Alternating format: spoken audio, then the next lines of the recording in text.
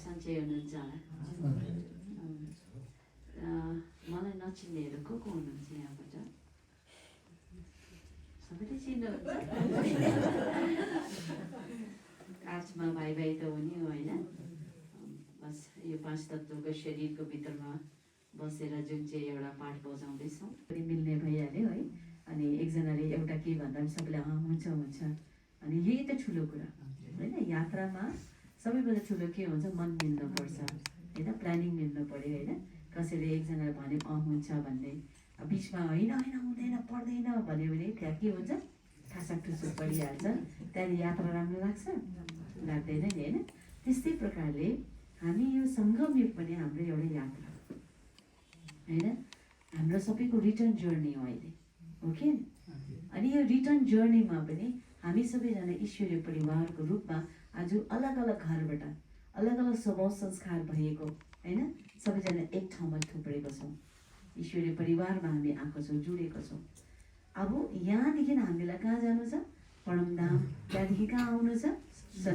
सत्यदेखि पुरा 84 जन्म लिएर फेरि सङ्गम युगमा आउनु छ ओके यो एउटा ठुलो यात्रा हो नि हाम्रो यो जीवनको यात्रा आत्माको यात्रा जो अविनाशी छ कल्प अविनाशी होइन कहिले पनि नटुटिने रिपिटेसन हुन्छ यो चिजलाई चाहिँ बुद्धिमा सेट गर्नुपर्छ है अनि यो यात्रामा पनि ढासाक ठुसुक पऱ्यो भने के हुन्छ होइन अब बाबाले भन्नुहुँदैछ हामीले मानेन भने के हुन्छ होइन अनि ईश्वरीय परिवारभित्रमा हामी एकताको सूत्रमा बाँधेन भने के हुन्छ यो यात्रा मनपर्छ त्यहाँदेखि मन पर्दैन त्यहाँदेखि के गर्छ हामी वेट गर्न थाल्छौँ उता होस् म आफै एक्लै जान्छु भन्ने हुन्छ अनि एक्लै हुँदा त मायाले पनि ठुलो लडाइदिएछ हो कि रावणले के गर्छ दुश्मनले के गर्छ एक्लो बनाएर त लडाउँछ होइन त्यही कारणले याद राख्नुपर्छ हाम्रो यो कुन चाहिँ जीवन हो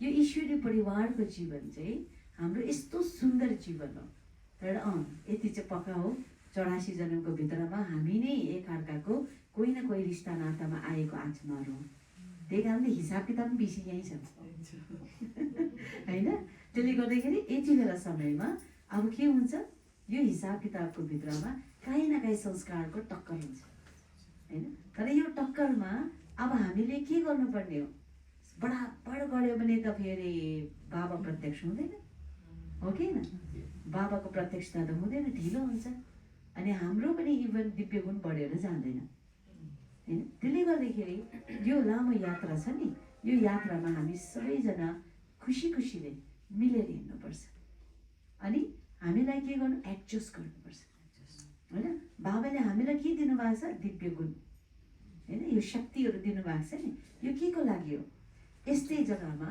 आफ्नो ईश्वरीय परिवारको भित्रमा जब कुनै पनि टेस्ट पेपर आउँछ बस यहाँनिर त्यो गुणलाई युज गर्ने अवगुणलाई त धेरै युज गर्यो कृष्ण जन्म के गरिबस्यो अवगुणै त युज गर्यो र राजधानी पनि छिन्यो ताज पनि हट्यो तख्त पनि हरायो होइन अनि अन्तिममा आउँदा भिखारी भयो नि त भिखारी पनि भयो भिखारी पनि भयो होइन त्यसले गर्दाखेरि अब यो समयमा चाहिँ के गर्नुपर्ने बाबाले हामीलाई गिफ्ट दिनुभयो त्यो हो दिव्य गुण दिव्य शक्तिहरू त्यो यो शक्ति र गुणलाई चाहिँ हामीले अब यहाँ युज गर्नुपर्छ होइन त्यसले गर्दा त्यो युज गर्दाखेरि के गर्नु पर्यो जस्तै एउटा इक्जाम्पल छ नि है एउटा मैले कार्टुन देखेको थिएँ होइन त्यसमा के थियो भन्दाखेरि चाहिँ जस्तै दुम्सी देख्नु भएको छ दुम्सी के हुन्छ दुम्सीमा काँडा हुन्छ नि होइन अनि त्यहाँनिर के हुन्छ भने दुम्सीले त्यो चाहिँ दुलोबाट यसो हेर्छ होइन त्यो जङ्गलमा सबजना त्यहाँनिर चाहिँ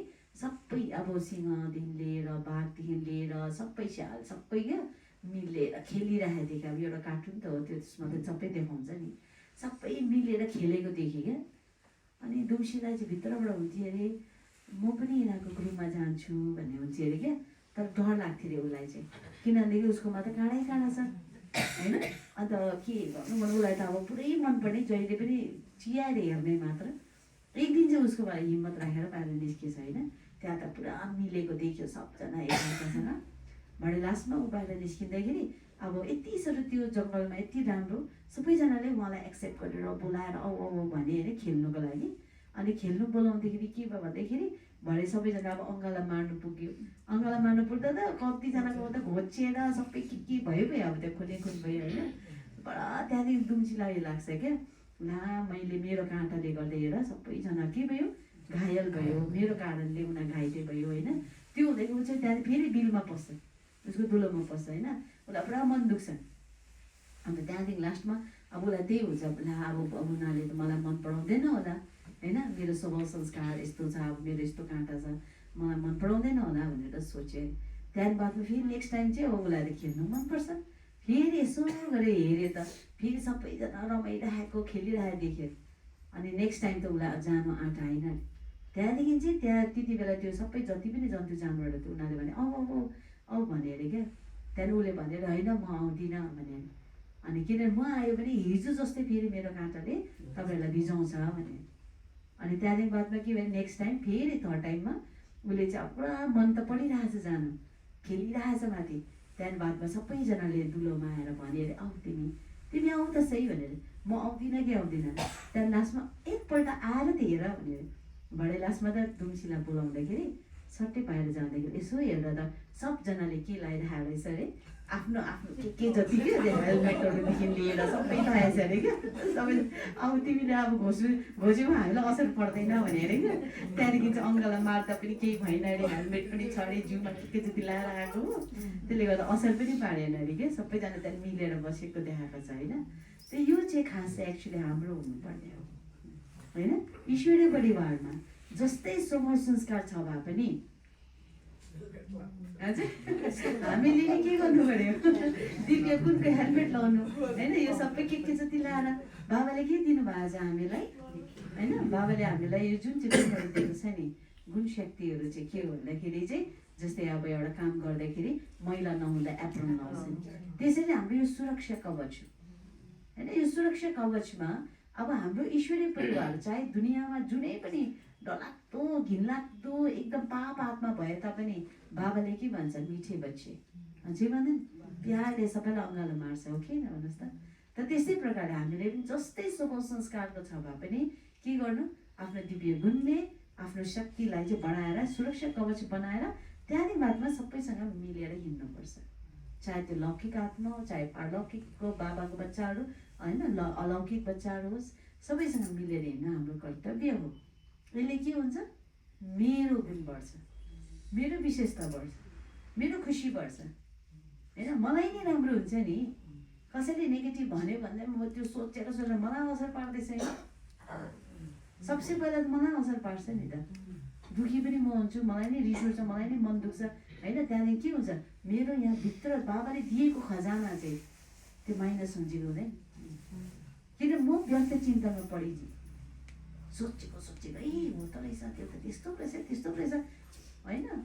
रावणको खेल हो नि यो चाहिँ। फेरि रावणले हाम्रो गुण कला शक्तिलाई छिन्नु आउँदैछ नि, हाम्रो समयलाई खानु आउँदैछ नि, वेस्टमा लानु आउँदैछ नि त।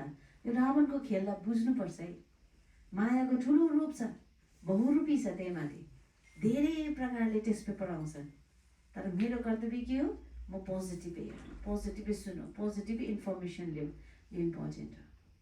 ठिकै छ नि होइन। त्यसले गर्दा नेगेटिभ कसैले भन्दैछ, झन् मेन इम्पोर्टेन्ट कहाँ, क्लासमा। हामी यहाँ सेन्टरमा आएको छ के को लागि आएको छ, ईश्वरीय विश्वविद्यालयमा हामी पढ्न आएको छौँ होइन, ज्ञान बटुल्न आएको होइन, खजाना बटुल्न आएको नि त, अविनाशी खजाना। अब अर्को जन्ममा पाउँछ त, देउतै भए पनि पाउँदैन भन्नुभएको छ त बाबाले, हो कि पाउने अहिले नै।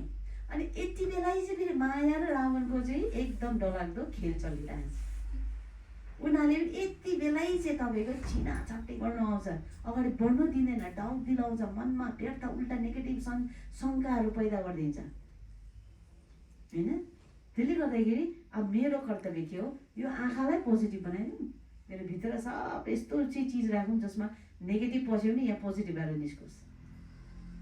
यो गऱ्यो भने हेर्नुहोस् तपाईँले सन्चो हुन्छ, तपाईँलाई मजा आउँछ, तपाईँलाई खुसी, तपाईँको कमाइ हुँदैछ, अविनाशी कमाइ। अनि यसरी चाहिँ हामी अगाडि बढ्न सक्छौँ, यसरी चाहिँ हामी उच्च पदमा आउन सक्छौँ। जसले यो गर्नु सक्दैनन् आज उनीहरू हेर्नु पुरानो आत्माले पनि गल्ती गरिरहेको, कमजोर भइरहेको, रिस गरिरहेको देख्छु कोही बेला होइन। अनि नयाँहरूलाई डाउट हुन्छ, अरे यत्रो पुरानोले त यस्तो गर्दो रहेछ, हामी त भर्खरको भन्छ नि। तर होइन होइन, योपालि पनि धेरै कतिजना हामीलाई सुनाउन आउँदै थियो क्या, व्यर्थ कुरा, उल्टा कुरा, उसको कुरा, त्यसको कुरा यति पनि सुनाएँ। तर हामीले यो कानलाई नै पोजिटिभ बनाइदिएको थिएँ कि, त्यसले गर्दाखेरि त्यसलाई मैले लिँदै लिएन, बुझ्नुभयो। सो अब हाम्रो कर्तव्य के हो होइन, अब यो सबै चाहिँ हाम्रो खुसीलाई, गुणलाई छिन्नु आएको बेलामा मैले पोजिटिभ लियो भने हाम्रो चान्सेस छ कि छैन, अगाडि बढ्ने हाम्रो चान्सेस छ कि छैन। यो पुरानोले सिट छोड्दैछ त हाम्रो चान्स भएन। अनि त्यही कारण बाबाले के भन्यो, last so fast, fast so first, यसरी पो हुन्छ त। फर्स्ट यसै पुग्छ त, ईर्ष्या गरेर पुग्दैन नि होइन, कसैलाई पछि तानेर पुग्दैन। हामी जो अगाडि बढ्दैछ उसलाई अझै सहयोग दियो भने हामी पनि अगाडि बढ्छौँ होइन, यो इम्पोर्टेन्ट हो। त धेरै खुसी लाग्यो सबै खरसाङ निवासीलाई भेटेर है। तपाईँहरू आउनुहोस् होइन, गान्तोकको तर्फमा अब सिक्किममा होइन, पुरा सिक्किममा कहाँ के घुम्ने हो होइन। अब हाम्रो आदरणीय दुर्गा दिदीले प्लान मिलाएर आउनुहुन्छ है, तर हामीलाई अगाडि भन्नु है, किनभने हाम्रो पाहुना यति बेसी आउँछ कि कोही बेला त बस्ने ठाउँमै हुँदैन, हाम्रै सेवादारीलाई बस्ने ठाउँ हुँदैन होइन। अहिले पनि आउँदैछ, अब अहिले त 55 जना, हजुर 55 जना आउनु हुँदैछ, अझै कुनै वर्ष पनि होला उहाँहरूको। अब सेवादारी गरेर सबै गर्दा सेन्टरमा त कति हुन्छ अनि त्यस्तो हुन्छ। त्यसले गर्दाखेरि अझै आएकै छ, अब फेरि प्रोग्राम पनि ठुलो रूपमा हुनेवालै छ। अनि त्यही हो, अब बाबाले बेहदको सेवा गराउनु हुँदैछ। बस मेरो कर्तव्य त्यही हो, म निमित भएर बस्ने होइन। म बाबालाई त्यही भन्छु, बाबा जति अगाडि बढौँ, जति फेमस हुन्छ, जति नै यो भए तापनि पुरानो हुँदै गयो, झन् नाम मान शान पाउँदै गयो, झन् म चाहिँ निराकारी, निर्विकारी, निरहङ्कारी हुन सकौँ, म बाबालाई त्यही भन्छु होइन। यो चाहिँ इम्पोर्टेन्ट हो। कहीँ सूक्ष्ममा हाम्रोमा अभिमान आउनु हुँदैन, नभए गल्ती गर्न थाल्छौँ हामीले, श्रीमत तोड्न थाल्छौँ होइन। अनि हमेसा याद राख्नुहोस्, निमितको कुरा सुनेर हिँड्नुहोस् होइन। बाबा छ, बाबाको साथमा मुरली छ, मुरलीको बादमा निमित छ, निमित टिचर होइन। अगर तपाईँहरूले बाबाले भन्नुभएको निमितको थ्रु भनेर कुनै पनि कुरालाई एक्सेप्ट गरेर हाजी गर्नुहुन्छ भने तपाईँको एकदम उच्च पद भइहाल्छ। यो चाहिँ बिर्सिनु हुँदैन, यो धेरै टेक्निकहरू छ क्या, यो युक्तिलाई बुझ्नुपर्छ। हाजी गरेर अगाडि बढेको छ भने तपाईँहरूको जीवनमा धेरै धेरै परिवर्तन आइहाल्छ, एकदम सजिलोसँग शक्तिशाली स्थिति हुन्छ। त्यहाँदेखि त जस्तै परिस्थिति बाधा आए तापनि हामी एडजस्ट गर्न सक्छौँ होइन, सहन गर्न सक्छौँ, अगाडि बढ्न सक्छौँ। ठिकै छ नि, यो एकदमै इम्पोर्टेन्ट हो होइन।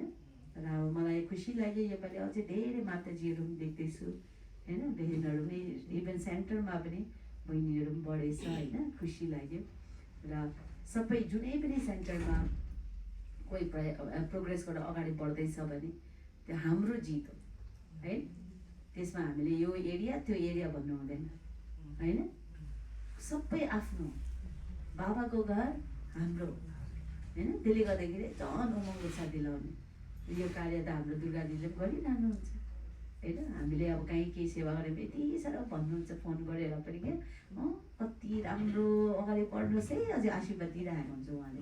हाम्रो वन्दना बहन है, पुरानो हातमा उहाँ पनि पहिला पदयात्रामा जाँदा हामी 42 दिनको होइन, गान्तोकदेखि कलकत्तामै हिँडेर गएको, पाइ हाते हाते।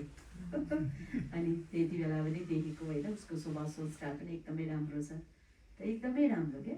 अनि योपालि हामी देख्यौँ अब यत्रो यात्रामा पनि सन्नी भाइ है, हाम्रो मण्डल भाइ सन्नी भाइले पनि यति प्यारले, अब ड्राइभरै रिसाउने खालको र उयो गर्ने पाए पनि कस्तो होला, झन् रिस उठेर गाडी झुइ झुइ चलाएछ भने झन् चुच्छु हुन्छ हामीलाई होइन। र दुईजनाले यति मजाले ल्याउनु भयो हामीलाई क्या, अझै उल्टा हामीले पो कराएको थियो, गाइड गरेको हामीले पो हो। तर एकदमै सन्तोषिताले ल्याइदिनु भयो। धेरै धेरै धन्यवाद सबैजनालाई।